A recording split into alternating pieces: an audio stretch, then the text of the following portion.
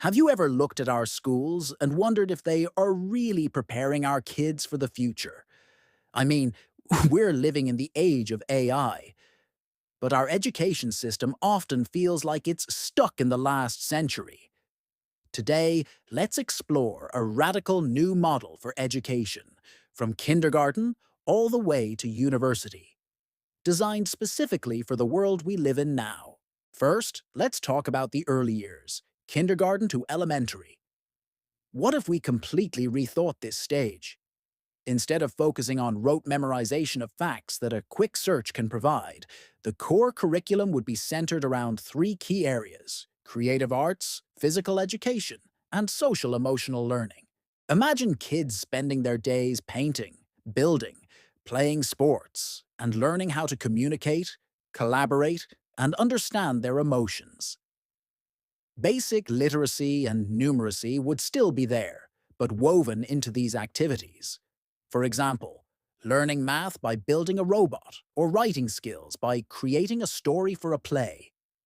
The goal here is not to create little Einsteins, but to build a solid foundation of creativity, resilience, and interpersonal skills, the very things AI can't replicate. Now, as kids move into what we currently call middle and high school, the model shifts again. This is where we get rid of traditional grade levels based on age. Instead, students progress based on mastery. The school would be divided into guilds or studios focused on broad fields of knowledge. Think STEM, humanities, arts, and entrepreneurship. Students choose a primary guild, but are encouraged to take projects from others. The learning is almost entirely project-based. A project in the STEM Guild might be to design a sustainable water filtration system for a local community. This wouldn't just be a science project. It would involve research, math, engineering, and even public speaking to present the idea.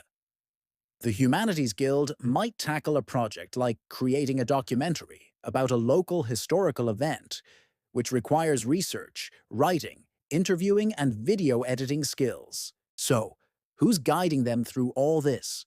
Teachers are no longer just lecturers. They become mentors, project managers, and learning coaches. Their primary role is to help students design their learning paths, find resources, and overcome challenges. A teacher's expertise is crucial, but their main job is to ask the right questions, not just provide the answers. And here's a key part of this new system. Teachers, not standardized tests, are responsible for a student's journey. They handle admissions into their guilds and, most importantly, they decide when a student has mastered the necessary skills to graduate from that stage. This brings back a level of professional trust and autonomy to educators that has been eroded over time. Graduation wouldn't be a one-time event at age 18. It would be a portfolio defense.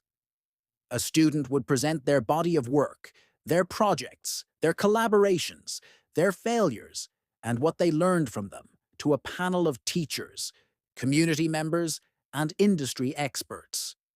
This demonstrates real-world competency far better than any transcript of grades. The key factor for progression isn't how old you are, but what you can do.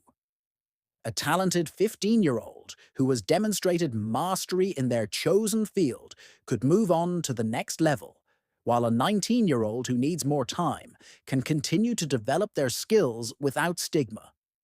Age becomes irrelevant. Ability is everything. Finally, what about university?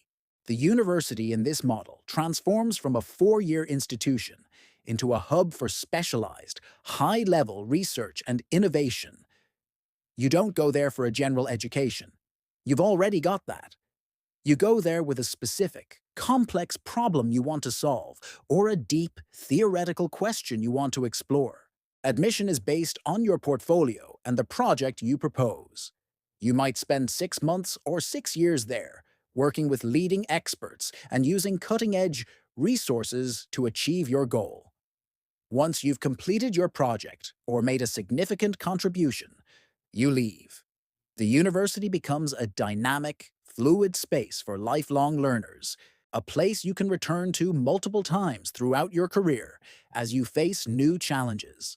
Now let's think about how this whole system would operate. Funding would shift from a per student, per year model to one that supports the school's infrastructure and its project-based needs. Public-private partnerships would be essential. Local businesses could sponsor projects, providing real-world challenges and mentorship, and in return, get access to a pipeline of incredible, work-ready talent. The school becomes the heart of the community, a hub of innovation where students are actively solving local problems.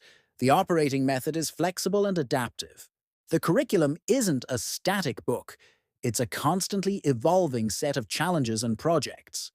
If a new technology like quantum computing emerges, a new project group forms. If there's a societal need for better public health communication, a humanities project is born. This keeps education relevant and exciting. So, what does this all mean? It means we're creating individuals who are not just knowledgeable, but are adaptable, creative problem solvers. They learn how to learn.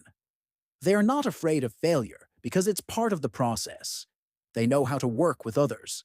In an era where AI will handle routine tasks, these human-centric skills are what will be most valuable. This isn't about replacing teachers with technology. It's about empowering teachers and students with a system that truly prepares them for a future we can't even fully predict.